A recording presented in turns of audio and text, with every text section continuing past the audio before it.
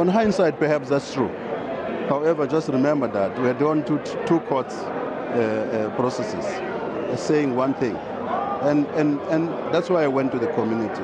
Our mandate really is to buy land from whoever and transfer it to people. In this case, we prioritize land, and we subjected ourselves to what people wanted, and they wanted land. We were not prepared to risk going to court because we don't have control over court. We have control over whether we buy or not buy. So we use that option. I will be very, very prepared to accept that if there could have been a better option like that, I take the blame. I take the blame.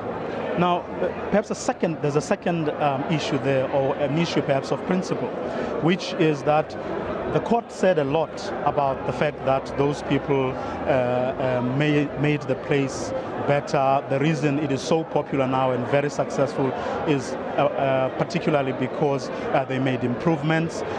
They made very unique, they gave it unique features, they are marketing it well, and so on and so on. But there's a fundamental issue, which is that say what you will, but at the end of the day, the people who are in charge of that thing now are beneficiaries of a very illegitimate and oppressive system that enabled them to acquire that land. In other words, there's no one can say conclusively that land would not have been made better and more successful at what it is doing now had the indigenous people who occupied it back then been living there.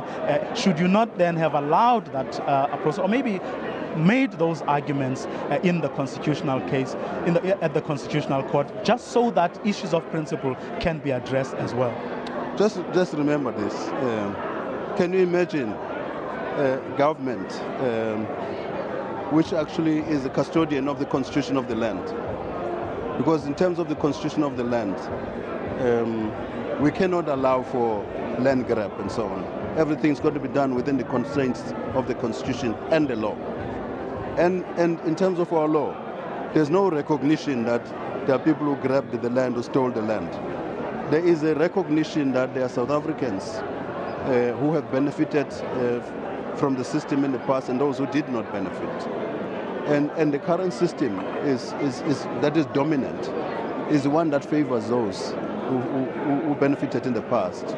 That is why we have, before Parliament, now we have the office of the legislation to establish the office of the Valuer General, so that we can then move away when it came to state acquiring land in the public interest, that we don't use the willing buyer, willing seller model, but rather use the just and equitable principle in the Constitution. So you need an institution to do that. That's what we have done. The bill is there, and then hopefully Parliament will pass that.